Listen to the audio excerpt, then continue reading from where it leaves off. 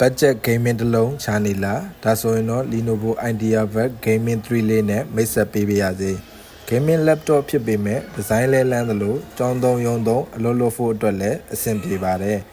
Power adapter အနေနဲ့190 watt ကိုသုံးပေးထားပါတယ် CPU အနေနဲ့ i5 တွဲကြံ RAM 8GB ဆိုပေမဲ့ slot 2ခုပါဝင်တာကြောင့် 32GB အထိအမြင့်ဆုံးအသုံးပြုနိုင်ပါတယ် SSD အနေနဲ့လည်း 512GB အသုံးပြုပေးထားပါတယ် Nvidia RTX 3050 4GB graphic ပါဝင်တာကြောင့် game ဆော့ရတာအလုပ်လုပ်ရတာအဆင်ပြေချောမွေ့စေပါတယ် Keyboard မှာ backlight မီပါတော့ညဘက် game ဆော့တာဖြစ်ဖြစ်အလုပ်လုပ်တာဖြစ်ဖြစ်အဆင်ပြေစေပါတယ်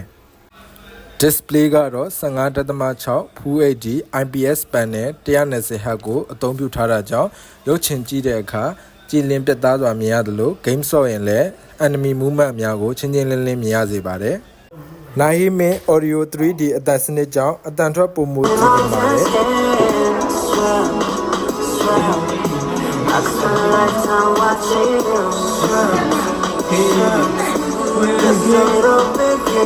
Zoom in တင်မဲ့တက်တဲ့အလုပ်ကိစ္စပဲပြောပြော 920 HD resolution camera ကြောင့်ပိုအဆင်ပြေစေပါတယ်ပေါ့အနေနဲ့ laptop ရဲ့အနောက်မှာ HDMI network type C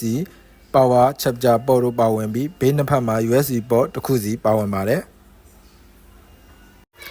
တဲသွားတဲလာလွယ်ကူစေဖို့ကြောဖို့လွယ်လေးလည်းပါဝင်ပါတယ်အခုလိုမျိုး budget gaming laptop တွေကိုဝယ်ယူခြင်းနဲ့ဆိုရင်ဝယ်တန်း ID CN service ကိုကြွလန်းခဲ့ကြပါခင်ဗျာ